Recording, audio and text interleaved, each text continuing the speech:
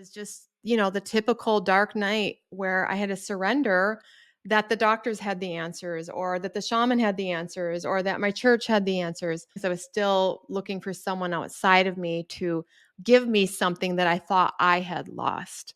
And that's where I think I was blocked by the universe from healing.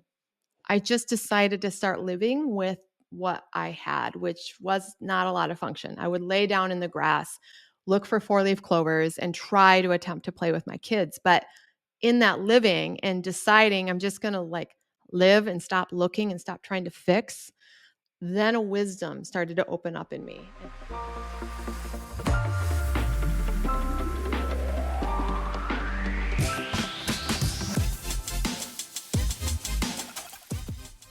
Hey everyone, this is Cathleen King, and this is Your Superior Self. Dr. Kat, I don't know if you're a doctor or a radio host, but you are amazing.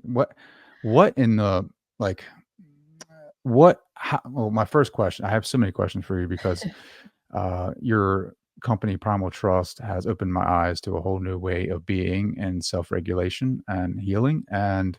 But you also have spoken about some subjects that I'm very interested in finding the true self and what that looks like and your journey through that. But before we get into that, I wanted to ask you, how do you walk through this life? How do you experience reality? I am learning that everything that I have learned, I realize I don't know what exactly is going on. How do I walk through this life?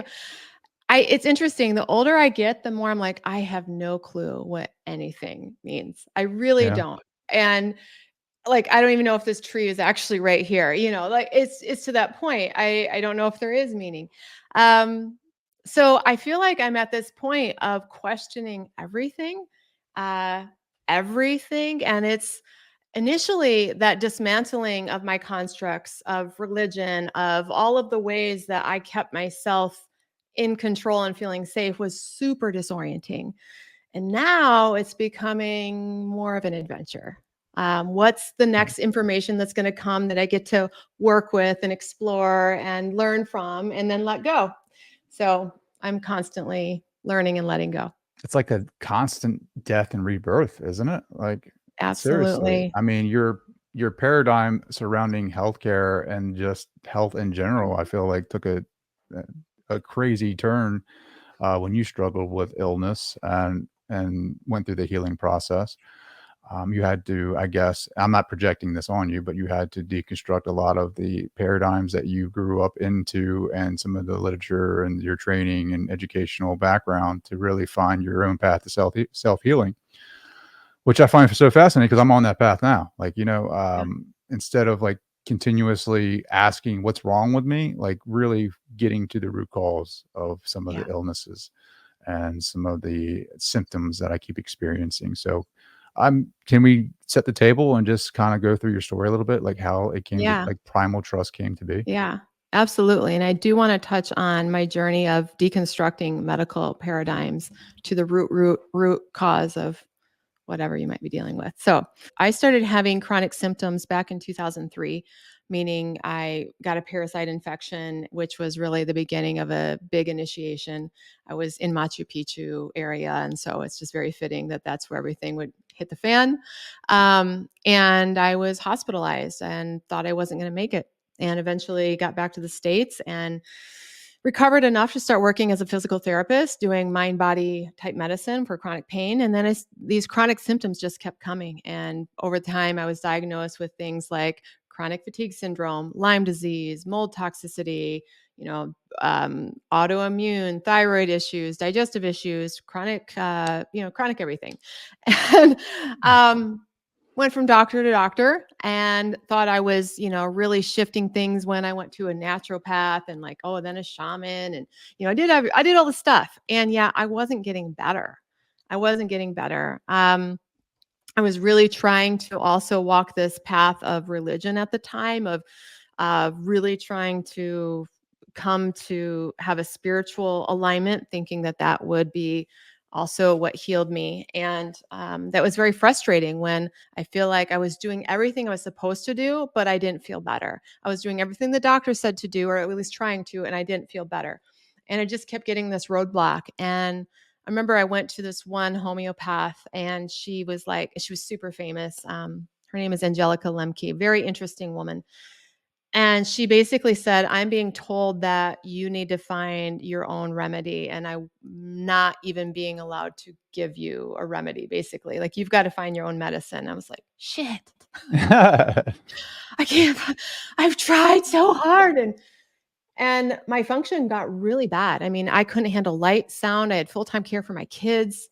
And it was just, the typical dark night where I had to surrender that the doctors had the answers, or that the shaman had the answers, or that my church had the answers. And I just decided to start living with what I had, which was not a lot of function. I would lay down in the grass, look for four-leaf clovers, and try to attempt to play with my kids. But in that living and deciding I'm just going to live and stop looking and stop trying to fix, then a wisdom started to open up in me. And then I started getting hints of things to do, like retraining my brain, doing functional neurology exercises, and starting to see that my brain and my nervous system had gone completely offline. And that despite these very real diagnoses or whatever infections, that I needed to let that go and just focus on the functioning of my autonomic nervous system. And I started to get better. And I did create my own medicine. And now I teach others to do the same. Wow, that's so amazing. Like empowering yourself to like really find the root cause and to self heal. That's, I mean, to me, it's scary though, because like Mhm. we're programmed our entire lives to go outside of ourselves to take a pill, right? Yeah. I'm curious though, like what does shaman say? Well, of course, one of them said that I had left my body when I was 3 because of trauma, and that I needed to recollect my lost parts from the moon and bring that back in. And I did that. And then, it was a lot of trauma and a lot of fragmentation and soul retrieval type stuff. And while I do believe that that is an aspect, I still wanted the shaman to fix me. I wanted the doctor. Oh, now I have my soul fragment back. Now the medicine will work. So my paradigm hadn't shifted despite having maybe really great experiences. It wasn't the healing, because I was still looking for someone outside of me to give me something that I thought I had lost. And that's where I think I was blocked by the universe from healing. Hmm. So you talk about brain retraining. You talk about Yeah. repatterning the brain. Like, did that come later? What was Yeah. the catalyst Yeah. for you to go down that path? So I had learned about brain retraining many, many years ago from a man named John Sarno, who works with the chronic pain. And I thought I knew how to do brain retraining for chronic pain, but I didn't know how to apply it for Lyme disease or mold toxicity. Turns out it's the same method. And so I had this method in a lot of ways for 15 years before I started using it. The more I started learning about the brain and the nervous system and immune issues, immune dysregulation with Lyme, I realized that the limbic system of the brain was important. So I started studying some of the more recent methods, like the DNRS method, the lightning process. I went and I got certified with something called Psych K, which is like a type of brain retraining. And I basically combined that learning into my own process over time, and that's how I started to get better. And yeah. Dr. Bruce Lipton, I think he uses Yeah. Psych-K. Yeah, Yeah. that's how I learned about it. Oh, wow. I've Mhm. had him on the show. He's such a great guy. I saw that. Nice interview. Yeah, appreciate that. Thank you. I'm interested in I wanna know too, like, you said you went to religion. Were you thinking about, like, some type of, supernatural healing or blessing or something like that? Like, So I had deep religious programming that all illness was from sin, and that if I could um, get a certain type of alignment and do things the right way and live a certain lifestyle, then I would be healed of that and be atoned for, and then I would feel better. So it was, if you do this, then you'll get that formula. oh, Now, wow. I'm not saying all religion has that, but that was my interpretation as a child. It was a lot of like sin and guilt, and you do X, Y, and Z. And I went from church to church, literally even became a Mormon and tried to live out that algorithm to. So I went from like Christianity, born again, Mormonism, left Mormonism, back to just general Christianity. So tried lots of things. And while I realized at the end, I was still doing this from this perspective of I'm bad and wrong, and I need and so that worthiness piece never changed despite what I did. Instead of realizing that I am created as a loving being and that there's nothing wrong with me, I had to break up my religious programming to be able to get to that viewpoint. It wasn't possible for me in the constructs that I was given. Not that it's not possible, but I still have a strong relationship with what I would term Christ, but it's a very different relationship than it was when I was in the church. What's it look like now? I actually feel a worthiness to communicate with Oh, that wow. being. Yeah. Wow. I love that. Yeah. I think, the Christ is an aspect in each and one of like every one of us, right? And it's not in someone else. It's right here. And to be able to tap into that, I think, and that worthiness, to your point, is huge because so many of us think that we're unworthy of a lot of things. Mhm. Healing being one of them, because we are these lowly human beings and we need a savior, which can be a part of control and manipulation. Mhm. And seeing that as that and having that awareness can crush your paradigm. I know Mhm. for myself, I grew up in a similar program, and a lot of my friends and family grew up in the similar type of program where, like, these are the people that I trust and respected in the Mhm. community, and to go against that meant that they were wrong. And so if they're Yeah. wrong about religion, what else are they wrong about? Yes. So it's hard to swallow that, and I don't judge that. I kind of just step back and have a different perspective. But what I find fascinating about your story, I find everything fascinating, but it was like through sound healing, which brought Yeah. you into the Schumann resonance. And I'm fascinated by that because I've done some research in indigenous cultures about the vision quest and how people can go out into nature and set a container and find a vision for themselves. And I'm curious, like, what is it about Mother Nature in this resonance that brings people back into homeostasis? Yeah. What you're describing, and for people who don't know, there was a sound bowl somebody played for me once, and I was like, what is that frequency? That is the feeling I've been looking for my whole life. The feeling that went through my body when this woman played this bowl, and she said, oh, it's called Primal Trust. And I said, well, that's what I want. I want Primal Trust, which is why I named my company Primal Trust. But what it is to me is it's home. It is that which, the creator that created this earth, it's the voice of it. That frequency is still there, and it just felt like the most familiar sensation I'd ever known. And so now I try to spend time in nature, finding that same feeling that I found from that sound bowl that day, because to me that was safety and connectedness and belonging and worthiness and all the things that I had wanted in the form of a vibration. And so, yeah, I think that that's my goal, is to get back to that knowingness, that experience again and again. How do you do that? Like, what is there something that you Yeah. do on a daily basis to get back into that? Well, a lot of different ways. I mean, obviously, I have a whole platform of teaching tools to self regulate our biology. I believe that when we are in a state of brain coherence and heart coherence, autonomic regulation, we feel connected to life itself. And so, whatever it takes for you to feel connected, for some people, it's surfing, for some people, it's hiking, for some people, it's singing, for some people, it's doing art, for some people, it's breath work. For some people, it's just looking into the eyes of their lover and receiving them. For some, it's holding their newborn baby, but it's to receive the experience of connection to life itself and looking for what that is for you and doing that every single day. Mm. Mm. The voice of the creator. Like, I'd never even thought about that, like getting in resonance with that. Like sitting in nature, like there is a natural awe that takes place. Like even Mhm. like going on runs in the morning and looking up at the stars and just gazing at the cosmos and the universe and just looking at it and being like, what is the mechanism that makes this thing tick?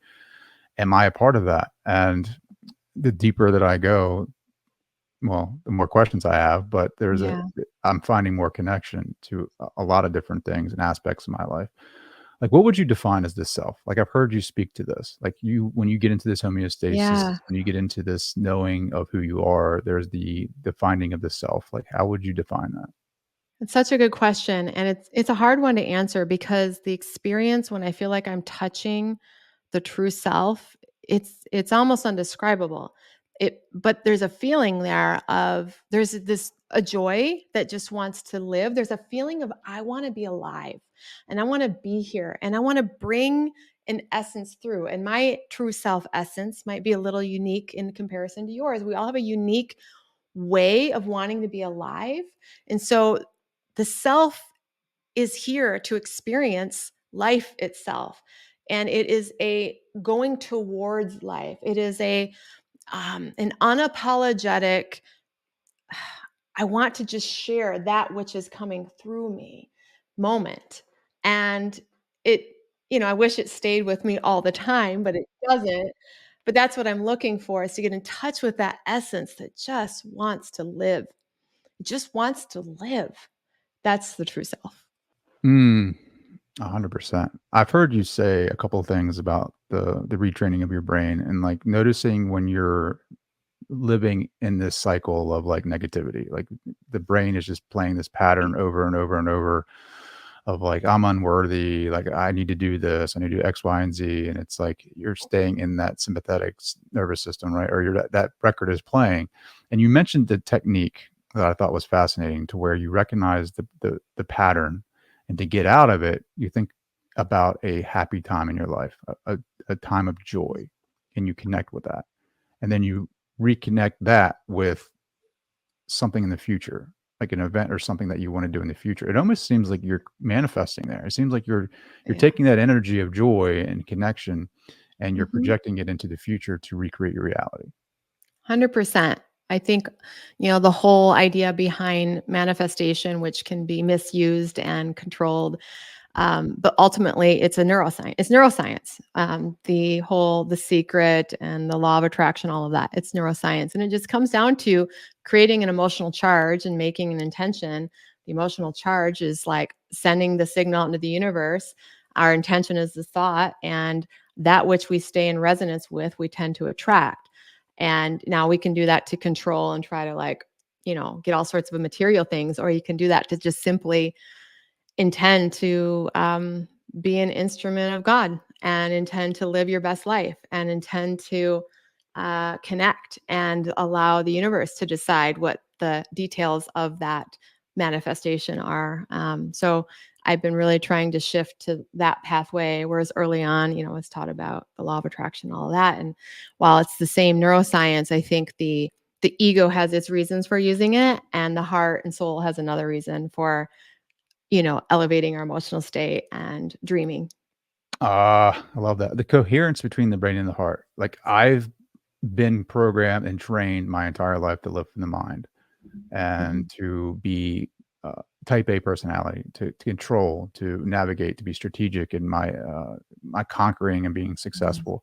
However, I forgot to put the heart in there, and the more that I go into my heart, the more that I'm finding it's not just necessarily about being proactive and writing down a game plan and being strategic, but a lot has to do with surrender. Like, Mhm. can you talk about like times in your life where you surrendered? What did that look like? And what does that connection feel like when you're in total? I mean, because I don't think surrender is like, okay, I give up. Like I'm not Yeah. okay. I just give up on everything. I think surrender is more or less like, all right, I'm trusting something higher than myself. Yeah. Well, I would say one of the times I had to learn this was when I was trying to get off benzodiazepines. I was very addicted to that. Had lots of anxiety and insomnia for many years. And that process of getting off from that addiction was horrific. I don't know if you've ever experienced it, but I had a lot of suicidal ideation. My body was going crazy. It was horrible. And there was a moment that the big shift happened when it felt like going through the withdrawal process was going to kill me. And somehow I trusted that there was a wisdom and innate intelligence inside of me that could rewire itself out of that process if I could just trust that that discomfort was leading me to a different place. And I remember it was like I was falling into this pit, and I was like, "Oh my gosh, this is it. I'm annihilating. My brain is going to like seizure. I'm going to die." And I had to make this choice of like, I won't get my life back if I don't trust that my body's intelligence can get through this. And I was falling, and all of a sudden I was filled with the most bliss I have maybe ever to this point still had, because it was such a radical surrender and it was soft. And I was like, oh, I'm letting go into this.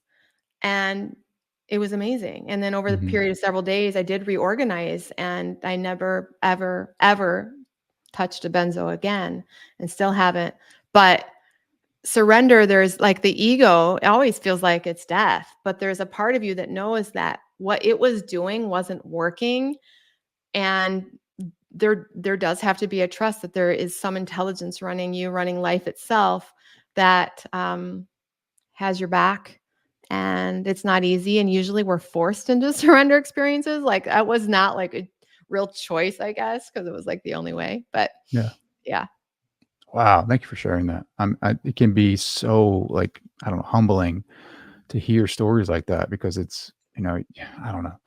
I feel like intelligence like that, like I always wonder if it's the body that is like you're remembering the body has that ancient wisdom because of over, centuries of evolution, it's developed into this.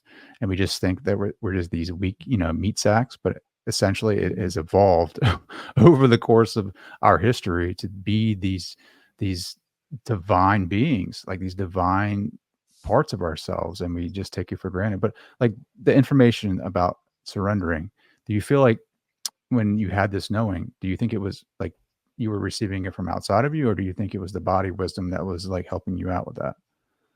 I think, well, I think God is inside of us. So I think it's both body wisdom and source in some way, just saying, I've got you. I wish that I could feel that all the time. Um, I don't, but I did in that moment, and it allowed me to let go. Mm. Wow, that's so fascinating. Like, can you just explain to me like what your life was like in that, like during that time? I didn't think I was going to make it. I was, my brain was completely out of control. It was completely dependent on this benzo for any remote sense of safety. And then it wasn't working very well. And when it wasn't working, my brain was like static, and the thoughts were horrific. They were dark. I felt like I was stuck in hell realms. I mean, I felt like all the trauma and all the stuff my family had been through, like the trap door was open and I had to experience it 24/7. And I'd only get a very bit of temporary relief with a little bit of a benzo pill for a very short time. My spirituality wasn't cutting it. Nothing was cutting it for me. I couldn't override this biochemical war in my brain, in my body. Plus, I had Lyme disease and all those things. So I wasn't comfortable. I wasn't sleeping. I would sleep literally, I'd go days on end without sleeping. And I had two little children who, bright and early at 7 a.m., were like, Mommy. And I'm like, been up all night, like dying, feeling I'm like fighting the darkest of dark. It was a horrific, horrific time and a horrific initiation, frankly, because it went on for a while. It wasn't short. It wasn't like weeks. It was a long time. Sure. And I kept grasping for control, like, okay, maybe this pill, maybe this remedy, maybe this tool, maybe this device, and nothing. Like my brain was just breaking. My nervous system was breaking, because it really was when trauma started like flooding me big time, and my coping strategies weren't working. The doctors didn't know what to do with me, but I knew I needed to get off that pill because it was messing with me so much.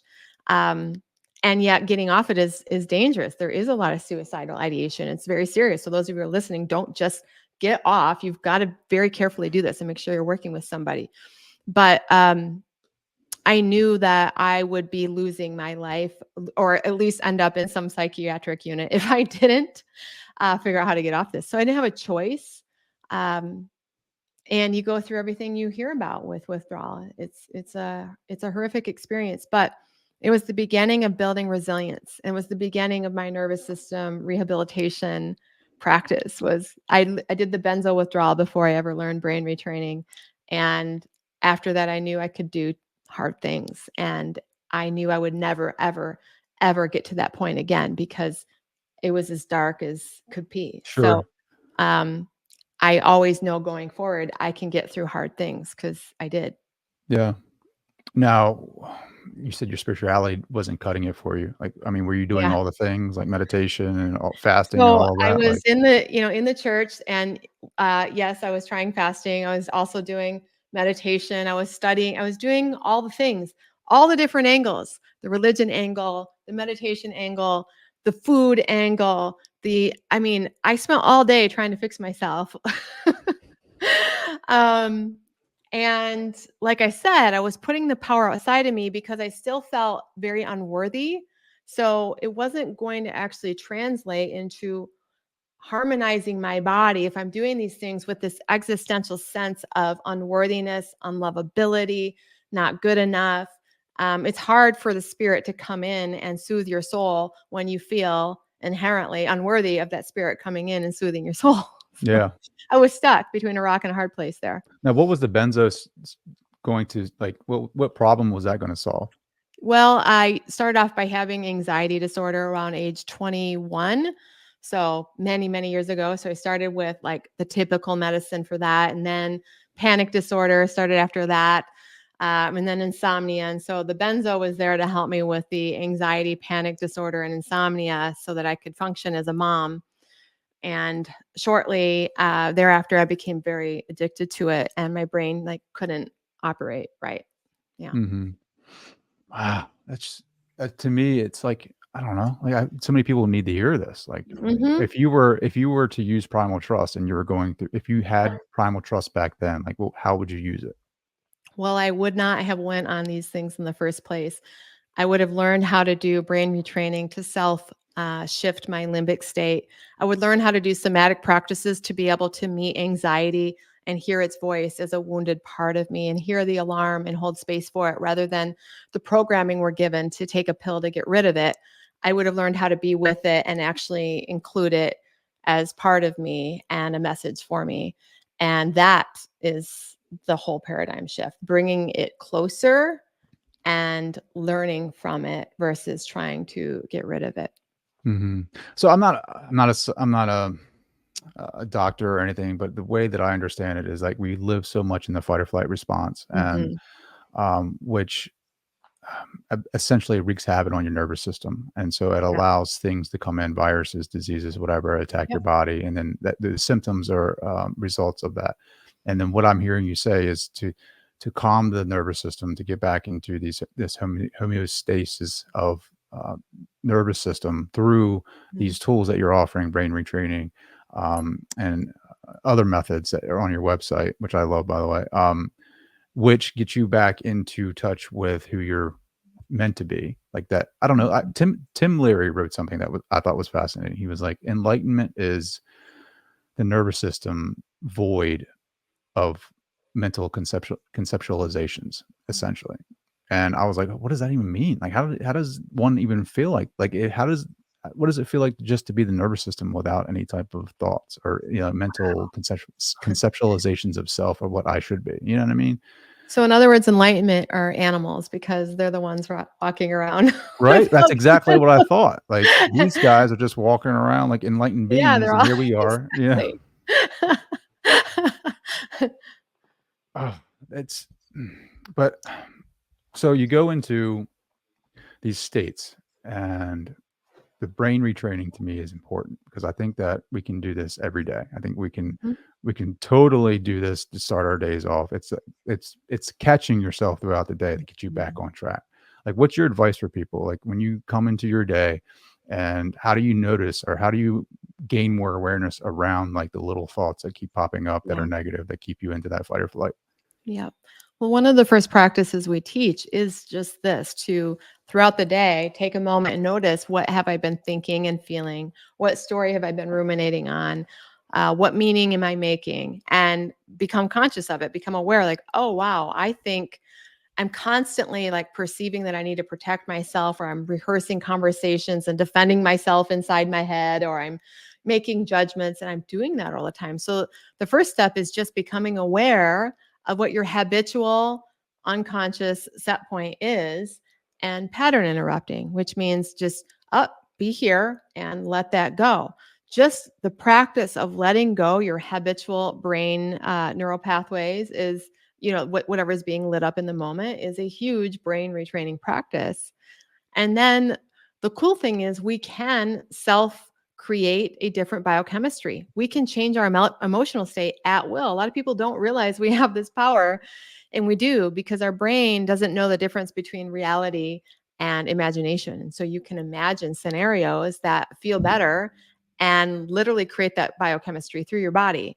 We do not have to be, you know, victims of our current circumstance. We can be more empowered than that. Have you seen miraculous healings like through Primal Trust using your protocols and your techniques for others? Like, you know what I mean? Like, obviously, Yeah. you're not creating it. You're just giving them the Yeah. tools. And they're Yeah. creating. And I don't like to like do a lot of claims this way so that we stay, uh, so people leave us alone. But we definitely have people who have had all sorts of, if you go to our results page on my website, you're going to see lots of different stories and testimonials. But yeah, I mean, people that, had lots of diagnoses, Lyme disease, the co-infections, this and that, and they do this process and they go back in and they're negative. Or another woman, one of our mentors, she was supposed to have 80% of her colon taken out. And she did this process, and a few months later, she doesn't even need medication. Her colon is healed. So yeah, all sorts of things, autoimmune things, that sort of thing. So Yeah.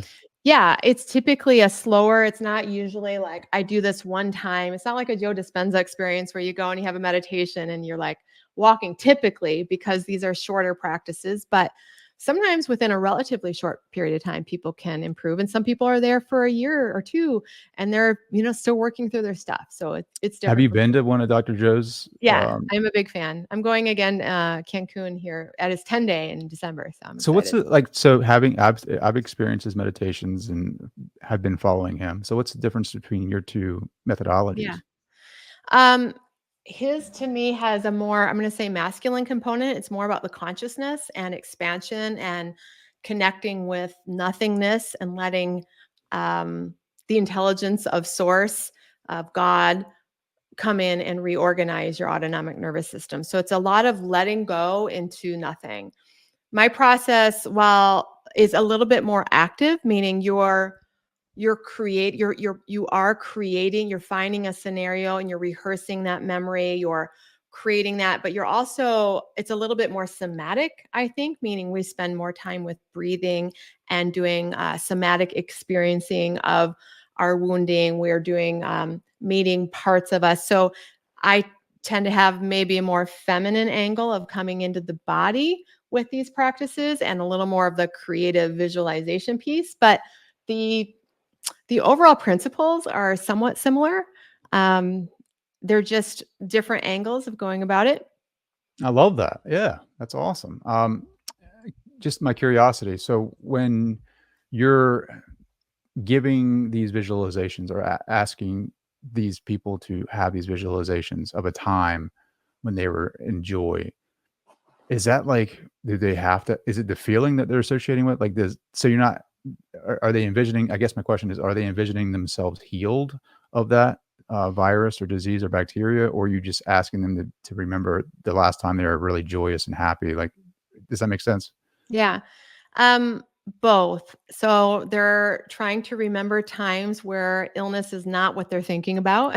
It's not part of their identity. And in the future, they're visualizing a reality where, again, illness is not part of their identity. And that's very similar to Dr. Joe's work as well. You're not making illness part of that reality. And even if, let's say, it does kind of show up, it doesn't matter if it exists. It's like you're living, you're doing what you want, and you're not limited by whatever might be going on physically. Okay, cool. Yeah. How do you know that you're walking that path? Like, what are the markers? Like when you know that you're uh, Yeah. on the path of healing? You're not resisting your symptoms, number one. You're not thinking about how you to fix them. You're not researching how to fix them. You're not getting upset at lab tests that might say, oh, this is worse. You're letting your body do what your body does. And you're trusting that you have a path that you are on to change your patterns, and your body will follow along when it's ready. Oh, so not worrying about your test results, like not worrying about, or It doesn't identifying with mean, them. yeah, it doesn't need to mean in that snapshot of time, that was what was going on with your body. That's one snapshot. And I know biochemistry of the body can change at will pretty quickly. And over time, you keep changing your biochemistry, your snapshot of your body will probably shift as well. Mhm. What's your mental state when you're in that, like, that flow, when you're in that Yeah. state of being? Well, first of all, I want to give you a little tip that I used to do with my lab tests because I had a lot of scary lab tests. And I would get them and I'd start laughing and I'd literally like laugh out loud and my brain be like, what are you doing? As I'm seeing like red marks. And I'd laugh and laugh and laugh and try to show my brain that I thought it was funny. It was my initial. So that was a little brain retraining hack early on before you can get to acceptance where it doesn't need to mean anything. Um, okay, what was your question? I just lost. Well, that's you just like, so how do you take on, like, I don't know, more of uh, dire diagnoses, like somebody who's battling cancer or Oh, somebody who's doing yeah, anything like that? Like, yeah. That is it's a hard one because obviously we wanna live, we all wanna be okay, we wanna feel well, but, um, I would say 2 things. A, that diagnosis is it's a label the medical world needs to give you so they know how to treat you. It doesn't need to be your label. It's just a snapshot of what your body is expressing based on a lot of things probably from your past. But your body doesn't need to keep expressing that if who you fundamentally are is also shifting. And that diagnosis does not define you. So keep you separate from the label that's given, the doctors are giving you to give them an idea of how they want to treat you. You are mhm. not your diagnoses. And reminding yourself and like not claiming like, oh, my cancer, my Lyme, my this. Don't claim that as my, like that's for them. The diagnosis is for the doctor. It's not for you. You think, okay, maybe it's my constant people pleasing and running around and doing everything for everyone else that I'm trying to shift. Maybe you could label your cancer that because that could be one of the patterns behind it. You've got to figure out what your pattern is, how you are living, and attend to the pattern, not the diagnoses. Let the doctor do what the doctor will do. You attend to the pattern. Oh, yeah. I mean, definitely, I definitely identified with many different diagnoses. Like, I mean, I grew up with a bunch of nurses, and it was the power to the medical system and what is wrong with you. So go find out. And hearing you say that goes against everything that I've been brought up, that we've been brought up to, because I mean, I've always identified with like, oh, I have the flu or blah, blah, Yeah. blah. You know what I mean? Like I have COVID. Yeah. And so moving forward, what I'm hearing you say is like, do not identify with the diagnosis whatsoever and like have this faith that the body knows best. Yeah. You just have to live a life that supports the body, Yeah. essentially. Yeah. And if you're wanting to shift something in the body, look at your patterns. How are you living? What needs to shift? Don't make it about your blood test, make it about your lifestyle. What about diet? Yeah, absolutely. I think diet's a piece. Look, nourishing, it's like like imagine if you had a baby. You'd want to feed the baby good food so that it has the best chance of possible to develop properly. As an adult, I feel like self-love is feeding myself good foods and learning what foods help my body to operate optimally versus what seems to be detrimental. And that might shift over time. Sometimes it's more protein, sometimes it's less. Sometimes it's not food, sometimes it's more food. It just depends on the life stage that I'm at. But I believe attending to our body and its needs for nourishment is also a form of regulating our nervous system and self-love. Mm, I love that. How does your inner world paint your outer reality? Like I've always heard that like Yeah. reality is a mirror to the inside. Like, Mhm. how has your mirror changed? Like, how do you, you know what I mean? Does that make sense? Like, how does your inner world right now paint the reality in which you live? Yeah. I absolutely believe that our beliefs, our emotions, our constructs are what programs our subconscious to literally be a lens in front of our eyes to see what we see. So if we want what we see outside to change, our beliefs, our emotions, what we expect, that needs to change because otherwise we filter. So your emotional set point is huge. That's one of the best ways to. That's why brain retraining is so effective in changing reality because you're changing your emotional set point, which is a big part of your subconscious filter. So when you're doing the brain retraining, I guess again, what are the markers? Like, are you still not worried about the diagnoses? Like, what? How do you know Yeah. your reality is starting to change? You start to accept the symptoms. When you get a lab test, it doesn't mean what it used to mean. It's just like, oh, that's a data point, and you feel more empowered. You're like, oh, I know I am capable of shifting things because I can shift my biochemistry in this current moment.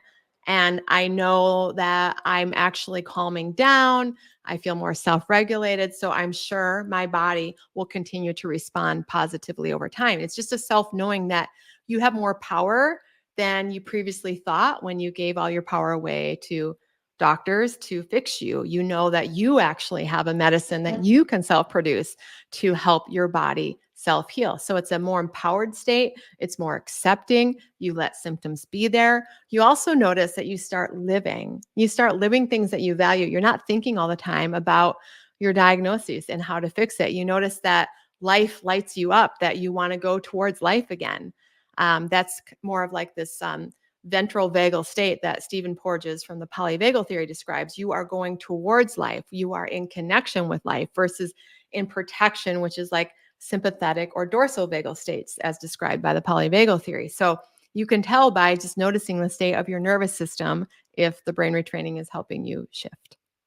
Well, how do you know what you're feeling is yours, right? Like, because the epigenetics, Yeah. like with ancestral traumas and just being around other individuals, like, how do you know Yeah. what you're feeling is yours? Well, I think on some level it doesn't matter. It's how you respond to it. Mm, I mm, mean, sometimes we start making stories and it can be helpful to say, this isn't even mine. I don't need to attend to it. But by responding to it with love and curious observer and neutrality and the willingness to be with it, I think it doesn't matter if it's yours, your ancestors, or the person sitting next to you because the energy is going to move through you. It's not going to get stuck. sure. I like Yeah. that answer 100%. Because it's the story that you tell yourself. It's the belief, right? And I've always Yeah. wondered, like, what is that? Is it even with psychics, I always ask the question. It's like, is it the psychic actually seeing the future probability, or is it the believer believing that they can create it that actually collapses that potential? Mhm. And the belief systems, Tom Campbell has said this a million times. It's all about the belief and the intention of the individual that Yeah. you're going to experience the reality in which you believe. Yeah. And I couldn't agree more. I think for me, again, it has always been like someone else telling me and guiding me through this idea that I'm sick because of I have this, instead of like, what Yeah. is at the root cause of this sickness? Like Yeah. the symptoms, like, what is the root cause? Is it the anger that I'm not releasing? Is it like not Mhm. being able to speak my truth? Is it, all of these different Yeah. concepts, right, that are just holding you back from being the most authentic version Yeah. of myself, You which I know, go ahead. go ahead. No, go ahead. Say, I'm glad you brought up the word authenticity because this gets back to the idea of true self and the idea of healing.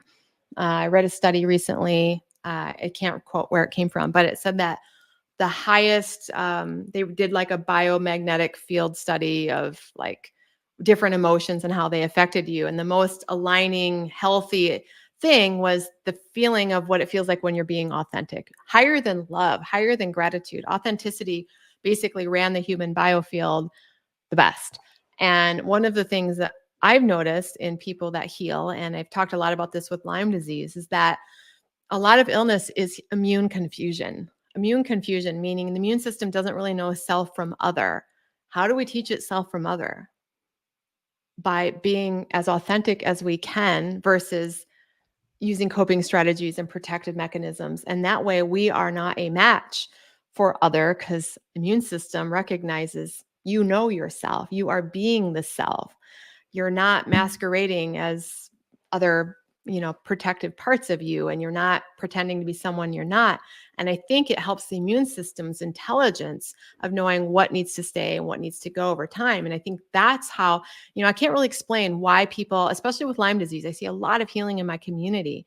And I believe their immune system, that immune confusion starts to come back into balance, and they know more of self versus other. So authenticity is huge to be thinking about.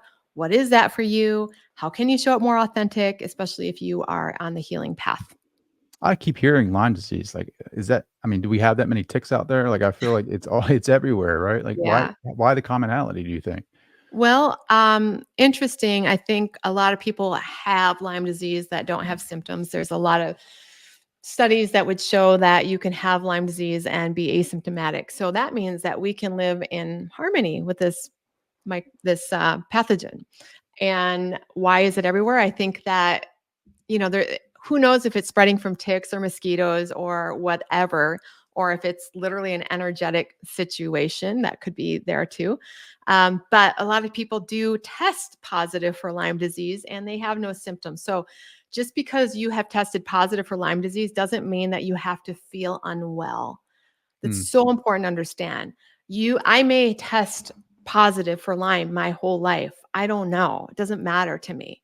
What matters is how I'm living and what my function is, and can my immune system come into harmony with that new addition to my microbiome? Wow. Yeah. So again, my curiosity is running wild because I just love what you're speaking and your truth and how you're showing up authentic in this conversation. Thank you. How do you know when you hit an unconscious block? Like, how do you know when the unconscious is running the show? Because I think shitty thoughts. Uh, because I'm protective, I see things black and white. I'm in blame. I'm in fear. I know whenever I'm like, oh, I know this is true. I always say you don't know. We don't know. So that's part of your ego structure oftentimes. Um, so it's pretty, I get tight. I am not in flow. I'm not open-minded. I am not listening. I am trying to fix. I'm trying to solve. Yeah. So shitty thoughts. Wow. Do you have a pattern that you're still dealing with now that you're Always. yeah. Oh my gosh, we're all going to have patterns. Any human who's like, oh, I've broken my patterns, they are super suppressed. I'm fully realized I'd Yeah. self-transcended. Yeah. I don't have, I work through my stuff. Okay. Um, yes, I have lots of patterns, especially around my relationship. That's like the deepest wounding is often in a relationship. And I would love to say that I'm fully free to be vulnerable and open all the time and just let him be him and me be me. And that is just not happening as much as I would like. And so yeah, even before this call, I'm like, okay, I'm holding back. I'm resistant. Why am I doing this? Why am I staying protective? How Before can this I call right open? here, Oh you were yeah, yeah, yeah. I yeah. was just dealing with a trigger. So, yeah, I definitely do. I mean, with work, running this huge business, I'm getting all sorts of new things where I'm having to let myself be misunderstood and have people feel the way they feel and make difficult decisions, and it's triggering, and it brings up the fear of being unliked and unloved and not good and bad and all the things. So yeah, I'm going to be hitting this my whole life. I just try to get better and better at responding to it. Sure. Yes. I think it's so calming to know that you have such an influence on yourself, like the way that you feel, the way that your body responds to that. But it's scary. And showing Mhm. up to be your most authentic self can be hard because there's that fear of, are they going to accept me for who I am? Like, Yeah. around that idea of Yeah. worthiness and shame. Like, or am I going to sound cool enough on the podcast to be able to Yeah. speak my truth? Like, is this going to be a safe container to say some Yeah. crazy I know shit I'm already about? like, oh, these people are going to hear about my religion story and I've got a lot of different religions on my platform, and they're like, "Oh no, cats this." I mean, that yeah, I have fears. So like they'll be judged about that for sure. It's just, Mhm. it's always there. And Especially when you're speaking about something that we totally don't know, like the universe or yeah, God, like, yeah, I mean, we all yeah, fall in I mean, you think about this, right, Dr. Cat, if you were to show up in this reality, like this planet Earth, and you had no prior experience to this at all, you just show up, like you were nowhere and now you're here and you have to live here. Like, how would you go about learning about your environment? right. I mean, you'd explore, you would talk with people, they would give you ideas, you'd try them on. You might like them, you might not, you might get stuck in some. Like, Sounds like yeah, the human experience to me. It it sure sounds does. like you have to, like, go through the programming because you have no prior concepts of this place, and you have to Yeah, rely on what people are telling you. And then there yeah, comes a point in your life where you're like, "There's gotta be more to this. Like, this can't be the way that I live my life. It doesn't make sense to me." And then all the psychological influences as far as conformity and mhm, all of that is associated with that can really influence your decisions. I mean, you're growing up, right? And you go into religion because your mhm, parents are making you go, and then you just kind of go there and you think it's right, and then your mhm. parents give you guidance. They tell you to do this, and then you get married, and it's like this law of proximity where you're like in the world that is so localized, and like you just have this strong belief that everyone in it that you respect is right about everything, Yeah. and to go against that, there's a lot of anxiety, I can tell you that, because it's like, Yep. can you imagine having conversations with your family, especially your mom or your dad or your brothers and sisters, like, man, I don't know if this reality is real. Like, Yep. quantum physics is telling me that this is all energy and that the observer Exactly. is creating this. Like, like, I know. and then go and tell your mom who's an RN, hey, mom, like, I'm not gonna trust the diagnosis anymore. I'm just gonna laugh at it and I'm gonna, do my own thing, my own healing, like I how know. crazy that sounds to the establishment. I know. I know. I know. I'm careful. I don't speak about a lot of these things as I am on this podcast so openly, but it's true. I don't know what anything is anymore. It's just one big experiment. I'm doing the best I can with whatever the experiences I'm having at the time. I'm trying to learn what makes me feel um, peace and open versus closed and protective. And if it's making me feel closed and protective, and my religious programming did that, I'm trying to let it go and maybe be wrong and just and go in a different direction. The more I'm just looking for what's making me feel open and connected. Open and connected. Am I open or closed? Open or closed? That's my litmus test. If it brings me peace and love, okay, I'll go towards that. If it's making me judge, restrict, judge myself, not for me.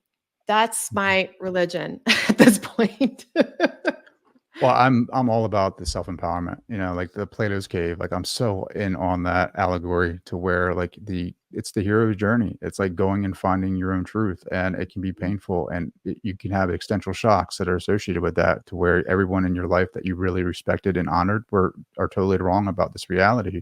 But you have to go on that path and pursue Mhm. by yourself, and you have to explore, and you have to find your own answers, because no one can tell you how to be. No one can tell you who you are. Like, you have to go back and you have to do the work on oneself. And then hopefully one day, with all that effort, that you will see the sun, you will see the truth, the good, and Mhm. you will resonate and you will know who you are in that and not in another. You will know who you are. And then our responsibility, Dr. Cat, is to go back in that cave and speak our truth to the other prisoners, even though the prisoners will look at us like we're crazy and say, like, you Mhm. are crazy. I'm not listening to you. And they will even try to kill us. But you know Yep. what? We have to be patient, and we have to be authentic, and we have to resonate with our message. And slowly but surely, Mhm. either they'll accept it or they won't, but Yeah. you'll be living your truth. And that's, like I said, what I realize matters the most now. What keeps me from really suffering is when I go against my truth to please somebody else, to try to stay in connection with somebody else. Um, it doesn't work out for them and it doesn't work out for me in the long run. Sure. 100%. But, I don't know. There's just something about the feeling, like the more that I go through my own meditations and through my own path of connecting with spirit, with consciousness, with the universe. Like I don't know what else to tell you. Like I just feel like an expansion of the heart, you know? Like I've always been analytical. I'm always about the theories. I'm always about the framework. But the more that I just surrender to things flowing to me, like, you know, asking, thank you, God, thank you for having this gratitude towards source and for bringing new opportunities for me to serve my soul's purpose and be service to humanity. There is a flow of a different type of abundance. Like, and I'm starting to see the humanness too of like just being more acceptance of where like I'm lacking also, like of service. Like how can I be a service to humanity if I can't be a service to my family, you know, and like seeing how they're related and correlated, like at the micro level and the macro. Like I have to be consistent. Like I have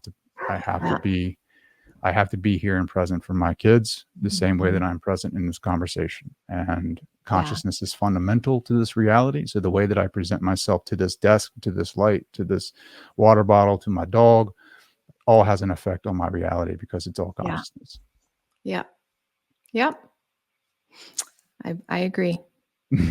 Well, Dr. Kat, I love this conversation. How can people connect with you? How can they find out more about you? Sure. You know, my website, if you're interested in the work, I wrote a free guide. I actually have it printed out right here. It's called How Healing Happens. It's on my website, primaltrust.org, www.primaltrust.org. I wrote a guide to basically share the science behind everything I teach, as well as a bunch of practices. So it's just a nice way to check out this work without a big commitment. It's about 130 pages. It's beautiful. It's like full of color and diagrams. So I recommend people check that out and learn more that way. I love it. Dr. Kat, my dog's going crazy over there. Thank you so much for taking the time to join us. Thank you for having me.